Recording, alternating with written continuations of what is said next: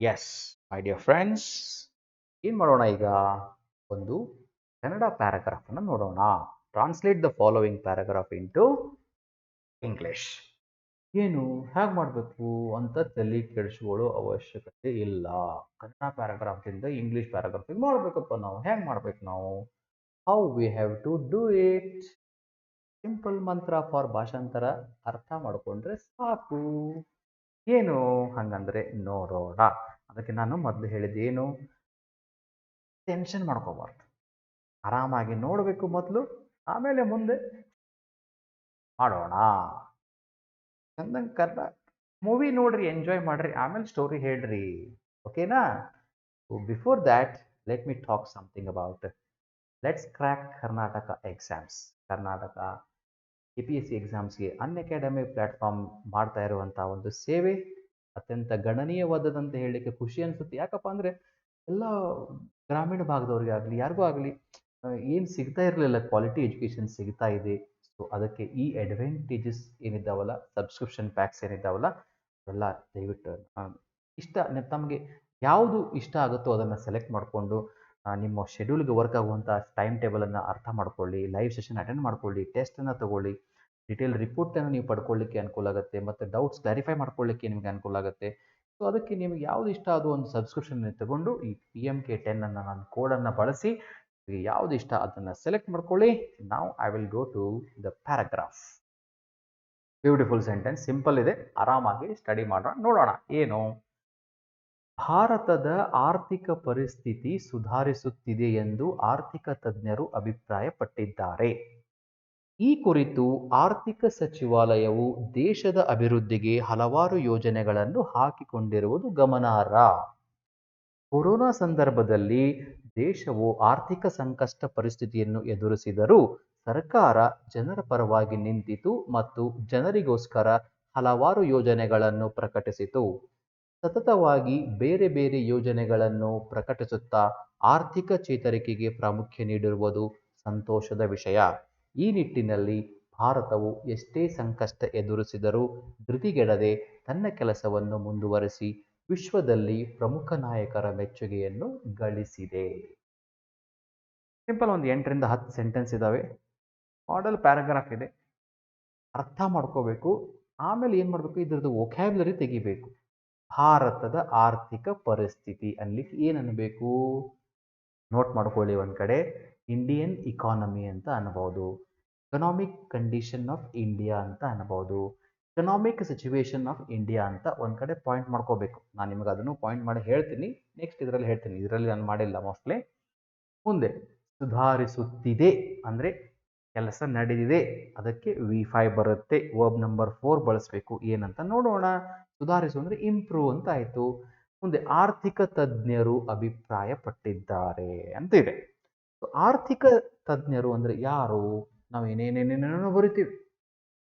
ಒಬ್ಬರು ನೆನಪು ಮಾಡ್ಕೊಳ್ಳಿ ನೀವು, ನಮ್ಮ ಒಬ್ಬರು ಮಾಜಿ ಪ್ರಧಾನಮಂತ್ರಿ, ಅವರು ಆರ್ಥಿಕ ತಜ್ಞರು ಅಂತಿದ್ರು. ಪ್ರಧಾನಮಂತ್ರಿಗಿಂತ ಜಾಸ್ತಿ ಅವರಿಗೆ ಆರ್ಥಿಕ ತಜ್ಞ ಅನ್ನೋ ಒಂದು ಇದರಲ್ಲಿ ಜಾಸ್ತಿ ಜನಪ್ರಿಯತೆ ಇತ್ತು. ಯಾರವರು ನೆನಪು ಮಾಡ್ಕೋಬೋದಾ ನೀವು? 2 ಟರ್ಮಿಗೆ ಅವರು ಪ್ರೈಮ್ ಮಿನಿಸ್ಟರ್ ಆಗಿದ್ದರು. 2 ಟರ್ಮ್, 10 ವರ್ಷ ಪ್ರಧಾನಮಂತ್ರಿ ಆಗಿದ್ದೆ ನಮ್ಮ ದೇಶಕ್ಕೆ. Yes, doctor Manmohan Singh. ಅವ್ರಿಗೇನಂತಾರೆ? ಆರ್ಥಿಕ ತಜ್ಞರು. ನಾವು ಏನು ಮಾಡ್ತೀವಿ ಅಂದ್ರೆ ಎಕನಾಮಿಕ್ ಹಾಗೆ ಹಿಂಗೆ ಇಕನಾಮಿಸ್ಟ್ ಅಂದ್ರೆ ಮುಗೀತು. ಆರ್ಥಿಕ ತಜ್ಞ ಯಾರಪ್ಪ ಅಂದ್ರೆ ಇಕಾನಮಿಸ್ಟ್. ಸೊ ಎಕನಾಮಿಸ್ಟ್ ಅಂತಾರಲ್ಲ ಮನಮೋಹನ್ ಸಿಂಗ್ ಅವರಿಗೆ. ಹಾಗೆ ಆರ್ಥಿಕ ತಜ್ಞ ಅಭಿಪ್ರಾಯಪಟ್ಟಿದ್ದಾರೆ. ಅಭಿಪ್ರಾಯ ಅನ್ಲಿಕ್ಕೆ ನಾವೇನು ನೋಡ್ತೀವಿ? ಒಪಿನಿಯನ್ ಅಂತ ಶಬ್ದವನ್ನು ತೆಗೆದುಕೊಂಡು ಬಿಡ್ತೀವಿ. ಅಲ್ಲೇ ಲ್ಯಾಂಗ್ವೇಜ್ ವೈರಸ್ ಅಟ್ಯಾಕ್ ಆದಂಗಲ್ಲಿ. ಈ ಅಭಿಪ್ರಾಯ ಪಡು, ಹಾಗೆ ಮಾಡು, ಹೀಗೆ ಮಾಡು ಅಂತ ಏನಂತಾರಲ್ಲ, ಅದಕ್ಕೆ ಅಕಾರ್ಡಿಂಗ್ ಟು ಅಂತ ಬಳಸೋದು ಬಹಳ ಸರಳ, ಸುಲಭ. ಅಕಾರ್ಡಿಂಗ್ ಟು ಎಕನಾಮಿಸ್ಟ್ ಅಂತ ತಗೊಳ್ಳೋಣ. ಮುಂದೆ ಈ ಕುರಿತು ರಿಲೇಟೆಡ್ ಟು ದಿಸ್ ಅನ್ಬೋದು. ಆರ್ಥಿಕ ಸಚಿವಾಲಯ ವೊಕ್ಯಾಬ್ಯುಲರಿ ಏನಪ್ಪಾ ಲಿಸ್ಟ್ ಮಾಡ್ಕೋಬೇಕು. ಇದನ್ನ ಮೊದಲು ಆರ್ಥಿಕ ಸಚಿವಾಲಯ ಏನಪ್ಪಾ ಅಂದ್ರೆ ಮಿನಿಸ್ಟ್ರಿ ಆಫ್ ಫೈನಾನ್ಸ್. ದೇಶದ ಅಭಿವೃದ್ಧಿಗೆ, for the development of the country. ದೇಶದ, ಫಾರ್ ದ ಡೆವಲಪ್ಮೆಂಟ್, ದೇಶಕ್ಕೋಸ್ಕರ, ಅಭಿವೃದ್ಧಿಗೆ, ಡೆವಲಪ್ಮೆಂಟ್. ಹಲವಾರು ಯೋಜನೆಗಳು, ಹಲವಾರು ವೇರಿಯಸ್ ಪ್ರಾಜೆಕ್ಟ್ಸ್, ವೇರಿಯಸ್ ಪ್ಲಾನ್ಸ್ ಅನ್ಬೋದು. ಹಲವಾರು ಅಂದ್ರೆ ಡಿಫ್ರೆಂಟ್ ಅನ್ರಿ, ವೇರಿಯಸ್ ಅನ್ರಿ, ಸೆವೆರಲ್ ಅಂತನ್ರಿ. ಸಿನಾನಿಮ್ಸ್ ಅನ್ನು ಸ್ಟಡಿ ಮಾಡಬೇಕು ಮೈ ಡಿಯರ್. ವೊಕ್ಯಾಬ್ಯುಲರಿ ಇಂಪ್ರೂವ್ ಆಗಬೇಕು ಅಂದ್ರೆ ಸಿನಾನಿಮ್ ಅಂದ್ರೆ ಸಮಾನಾರ್ಥಕ ಪದ ಅಂತ ಏನು ಹೇಳ್ತೀವಿ, ಸಂತೋಷ, ಆನಂದ, ಹರ್ಷ ಅಂತ ಏನು ಹೇಳ್ತೀವಿ, ಹಂಗೆ ಜಾಯ್, ಹ್ಯಾಪಿನೆಸ್, ರಿಜಾಯ್ಸ್. ಸಿನಾನಿಮ್ಸ್ ಅನ್ನ ಸ್ಟಡಿ ಮಾಡೋದ್ರಿಂದ ವೊಕ್ಯಾಬ್ಯುಲರಿ ಇಂಪ್ರೂವ್ ಆಗುತ್ತೆ. ಹಾಕಿಕೊಂಡಿರುವುದು ಗಮನಾರ್ಹ. ಸೊ ಗಮನಾರ್ಹ ಅಂದ್ರೆ ಏನು ಅನ್ನೋದನ್ನ ನೋಡೋಣ. ಒಂದು ಕೊರೋನಾ ಸಂದರ್ಭದಲ್ಲಿ, ಆ ಸಂದರ್ಭದಲ್ಲಿ, ಈ ಸಂದರ್ಭದಲ್ಲಿ, ಇಂಥ ಟೈಮ್ನಲ್ಲಿ ಏನ್ ಬೇಕಾದ್ರೆ ಡ್ಯೂರಿಂಗ್ ಅಂತ ಶಬ್ದ ಬಳಸಿ ಬರ್ಕೋ ಒಂದ್ ಕಡೆ, ಡ್ಯೂರಿಂಗ್ ಅಂತ ಬಳಸಬೇಕು. ಮುಂದೆ ದೇಶವು ಆರ್ಥಿಕ ಸಂಕಷ್ಟ ಪರಿಸ್ಥಿತಿ. ಇವೆಲ್ಲ ಏನಪ್ಪಾ, ಸಂಕಷ್ಟ ಪರಿಸ್ಥಿತಿ ಅಂದ್ರೆ ಏನಪ್ಪಾ ಇಂಗ್ಲಿಷ್ನಾಗ, ಯಪ್ಪ ಯವ್ವ ಓ ಮೈ ಗಾಡ್ ಅನ್ನುವಂಗಿಲ್ಲ. ಏನ್ ಮಾಡ್ಬೇಕು ಅವಾಗ, ಸಂಕಷ್ಟ, ದೇಶ ಆರ್ಥಿಕ ಸಂಕಷ್ಟ ಪರಿಸ್ಥಿತಿ, ಪ್ರಾಬ್ಲಮ್ ಅಪ್ಪ, ಏನೋ ಸಮಸ್ಯೆ ಎದುರ್ಸಾಕತ್ತೈತಿ. ಹಾ, ಸಮಸ್ಯೆ ಅಂದ್ರೆ ಪ್ರಾಬ್ಲಮ್ ಅಂತ ಬಂತು. ಎದರ್ದು, ಆರ್ಥಿಕ, ಇಕನಾಮಿಕ್ ಪ್ರಾಬ್ಲಮ್. ಇಕನಾಮಿಕ್ ಪ್ರಾಬ್ಲಮ್ ಅಂತ ಇನ್ನೊಂದು ಒಳ್ಳೆ ಶಬ್ದ ಇಕನಾಮಿಕ್ ಕ್ರೈಸಿಸ್ ಅಂತ ಇದೆ, ಬಳಸೋಣ. ಎದುರಿಸು ಅಂದ್ರೆ ಫೇಸ್ ಮಾಡೋದು. ಸರ್ಕಾರ, ಗವರ್ಮೆಂಟ್ ಜನರ ಪರವಾಗಿ ನಿಂತಿತ್ತು ಅಂದ್ರೆ ಅವ್ರಿಗೆ ಹೆಲ್ಪ್ ಮಾಡ್ತು, ಸಪೋರ್ಟ್ ಮಾಡ್ತು. ಮುಂದೆ ಜನರಿಗೋಸ್ಕರ ಅಂದ್ರೆ ಗೋಸ್ಕರ ಅನ್ಲಿಕ್ಕೆ ಫಾರ್ ಅಂತೀವಿ, ಸಾರಿ, ಜನರಿಗೋಸ್ಕರ ಹಲವಾರು ಯೋಜನೆಗಳನ್ನ ಪ್ರಕಟಿಸಿತು. ಪ್ರಕಟಿಸಿದ್ರೆ ಅನೌನ್ಸ್ ಮಾಡ್ತು. ಸತತವಾಗಿ, ಕಂಟಿನ್ಯೂಸ್ಲಿ ಬೇರೆ ಬೇರೆ ಡಿಫರೆಂಟ್ ಯೋಜನೆಗಳು, ಪ್ರಾಜೆಕ್ಟ್ಸ್, ಪ್ಲಾನ್ಸ್, ಒಂದು ಚೇತರಿಕೆ, ಆರ್ಥಿಕ ಚೇತರಿಕೆಗೆ ಏನಪ್ಪಾ ಅಂದ್ರೆ ಇಕನಾಮಿಕ್ ಕಂಡೀಷನ್ ಸುಧಾರಿಸ್ತು, ಇಂಪ್ರೂವ್ಮೆಂಟ್ ಆಯ್ತು, ಇಕನಾಮಿಕ್ ರಿವೈವಲ್ ಆಯ್ತು ಅಂತೀವಿ. ಪ್ರಾಮುಖ್ಯ ಅಂದ್ರೆ ಇಂಪಾರ್ಟೆನ್ಸ್, ನೀಡು ಅಂತಂದ್ರೆ ಕೊಡುವುದು, ಗಿವ್. ಸಂತೋಷದ ವಿಷಯ ಅಂದ್ರೆ ಗುಡ್ ನ್ಯೂಸ್ ಅಂತ ಅನ್ಬೇಕು, ಹ್ಯಾಪಿ ನ್ಯೂಸ್ ಅನ್ನೋಕ್ಕಿಂತ ಗುಡ್ ನ್ಯೂಸ್. ನಾವು ಸಂತೋಷ ಅನ್ಕೊಳ್ಳೆ ಹ್ಯಾಪಿ ಅಂದ್ಬಿಡ್ತೀವಿ. ಇದು ಅರ್ಥ ಮಾಡ್ಕೋಬೇಕು, ಅದಕ್ಕೆ ಹೇಳಿದೆ ಭಾವಾರ್ಥ ಅರ್ಥ ಮಾಡ್ಕೊಂಡಾಗ ಇದು ಒಂದು ಸಂತೋಷದ ವಿಷಯ ನೋಡಪ್ಪ ಅಂದ್ರೆ it is a very good news ಅಂತ ಅನ್ಬೋದು. ಫೈನ್. ಈ ನಿಟ್ಟಿನಲ್ಲಿ ಇಂಥ ಶಬ್ದಗಳನ್ನ ಅರ್ಥ ಮಾಡಬೇಕು. ಈ ನಿಟ್ಟಿನಲ್ಲಿ ಅನ್ಲಿಕ್ಕೆ ಏನಂತಾರೆ, ನಾನು ಏನು ಬಳಸಿದ್ದೀನಿ ಅಂತ ಹೇಳ್ತೇನೆ ನಿಮಗೆ ಮುಂದೆ. ಭಾರತವು ಎಷ್ಟೇ ಸಂಕಷ್ಟ ಎದುರಿಸಿದ್ರು ಧೃತಿಗೆಡದೆ ಅಂದ್ರೆ ಡೈವರ್ಟ್ ಆಗಲಾರ್ದೇನೆ ತನ್ನ ಕೆಲಸವನ್ನು ಮುಂದುವರಿಸಿ ವಿಶ್ವದಲ್ಲಿ ಪ್ರಮುಖ ನಾಯಕರ ಮೆಚ್ಚುಗೆಯನ್ನು ಗಳಿಸಿದೆ ಅಂತ ಅರ್ಥ. ಒಂದೊಂದು ಯಾವಾಗಲೂ ಒಂದೊಂದು ಸೆಂಟೆನ್ಸ್ ಮಾಡ್ಕೊಂಡು ಆಮೇಲೆ ಪ್ಯಾರಾಗ್ರಾಫ್ ಶಿಫ್ಟ್ ಮಾಡ್ಕೊಂಡು. ಓಕೆ, ಭಾರತದ ಆರ್ಥಿಕ ಪರಿಸ್ಥಿತಿ ಸುಧಾರಿಸುತ್ತಿದೆ ಎಂದು ಆರ್ಥಿಕ ತಜ್ಞರು ಅಭಿಪ್ರಾಯಪಟ್ಟಿದ್ದಾರೆ. ಎಷ್ಟು ಸಿಂಪಲ್ ಇದೆ ನೋಡಿ. According to the economists, bracket ನಲ್ಲಿ ಏನಿದೆ, ಇಕನಾಮಿಕ್ ಎಕ್ಸ್ಪರ್ಟ್ಸ್ ಅಂತಾನೂ ಬರೀಬಹುದು, no problem. So according to economic experts ಅಥವಾ according to the economics, the Indian economy is improving. ಯಾಕೆ ತಗೊಂಡಿವಿ, ಸುಧಾರಿಸುತ್ತಿದೆ, ಕೆಲಸ ನಡೆದಿದೆ, ಚಾಲು ಇದೆ, ಕೆಲಸ ಇಂಪ್ರೂವ್ ಆಗ್ತಾ ಇದೆ. ಅವಾಗ ಇಂಪ್ರೂವಿಂಗ್ ಅಂತ ಅಷ್ಟೇ ಬರೆಯಂಗಿಲ್ಲ. ನಾವು ಏನ್ ಮಾಡ್ತೀವಿ, he improving, she improving, I going, you going ಅಲ್ಲ. ING ಶಬ್ದ ಬಂದಾಗ ಈಸ್ ಅಥವಾ ಆರ್ ಬಳಸಲೇಬೇಕು. ಸಿಂಗ್ಯುಲರ್ ಇದ್ರೆ ಸಬ್ಜೆಕ್ಟ್, ಅಂದ್ರೆ ಇಂಡಿಯನ್ ಎಕಾನಮಿ ಅನ್ನೋದು ಸಬ್ಜೆಕ್ಟ್ ಇದೆ. So economy is improving. ಬೇರೆ ಏನಾದರೂ ಪ್ಲೂರಲ್ ಇದ್ರೆ ಆರ್ ಇಂಪ್ರೂವಿಂಗ್ ಅಂತ ಆಗ್ತಿತ್ತು. So simple, according to the economists the Indian economy is improving. Let's go to the next sentence. ಈ ಕುರಿತು ಆರ್ಥಿಕ ಸಚಿವಾಲಯವು ದೇಶದ ಅಭಿವೃದ್ಧಿಗೆ ಹಲವಾರು ಯೋಜನೆಗಳನ್ನು ಹಾಕಿಕೊಂಡಿರುವುದು ಗಮನಾರ್ಹ. ಈ ಕುರಿತು ಅನ್ಲಿಕ್ಕೆ ಏನು ಶಬ್ದ ಬರ್ಕೊಳ್ಳಿ, ಇನ್ ದಿಸ್ ರಿಗಾರ್ಡ್ ಅಥವಾ ವಿತ್ ರಿಗಾರ್ಡ್ಸ್ ಟು ಇಟ್ ಅಂತಾನು ಅನ್ಬಹುದು. ಮುಂದೇನು ಬಂದಿದೆ, ಇಟ್ ಈಸ್ ನೋಟ್ ವರ್ದಿ ಅಂತ ಒಂದು ಶಬ್ದ ಬಂದಿದೆ. ಯಾವಾಗಲೂ ಕನ್ನಡ ಟು ಇಂಗ್ಲಿಷ್ ಮಾಡ್ಬೇಕಾದ್ರೆ ಲಾಸ್ಟ್ ಶಬ್ದ ಫಸ್ಟ್ ಬರುತ್ತೆ, ಫಸ್ಟ್ ಇದು ಲಾಸ್ಟ್. ನಾರ್ಮಲಿ 90% ಹಂಗಾಗುತ್ತೆ, ಇನ್ 10% ಆ ಸಂದರ್ಭಕ್ಕೆ ತಕ್ಕಂಗೆ ನಾವು ಮಾಡ್ಕೊಂಡು ಇರಬೇಕು. ಓಕೆನಾ. ಸೊ ಇಲ್ಲಿ ಇನ್ this regard it is note worthy. Note worthy ಅಂದ್ರೆ ಗಮನಾರ್ಹವಾಗಿದ್ದು ಅಂದ್ರೆ ನಾವು ಅದನ್ನು ಅಬ್ಸರ್ವ್ ಮಾಡಬೇಕು ಅಂತ ಅರ್ಥ.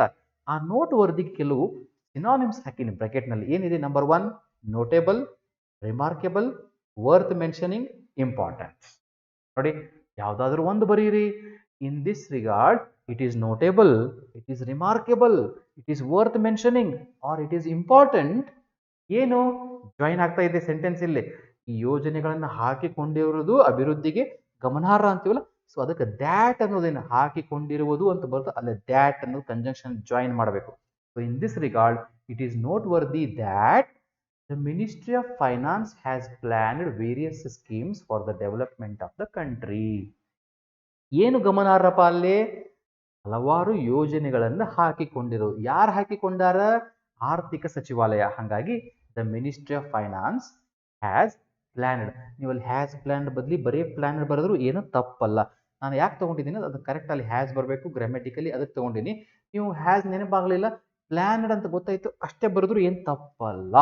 So the ministry of finance has planned various schemes ಹಲವಾರು ಯೋಜನೆಗಳನ್ನು ಎದಕ್ಕೆ ದೇಶದ ಅಭಿವೃದ್ಧಿಗೆ for the development of the country. ಇದನ್ನು ಇನ್ನೊಂದು ಥರನೂ ಬರೀಬಹುದು ಹೆಂಗ it is good to know that History of Finance has various plans for the development of the country. ನೋಡಿ ಎಷ್ಟು ಸಿಂಪಲ್ ಇದೆ ಇದು ಕೂಡ ಬ್ಯೂಟಿಫುಲ್ ಇದೆ ಸೆಂಟೆನ್ಸ್. ಮೇಗಿನ ಸೆಂಟೆನ್ಸ್ಗಿಂತ ಕೆಳಗಿನ sentence it is good to know ಅಂತಂದ್ರೆ ಗಮನಾರ್ಹ ಅಂತಾನೆ ಅರ್ಥ.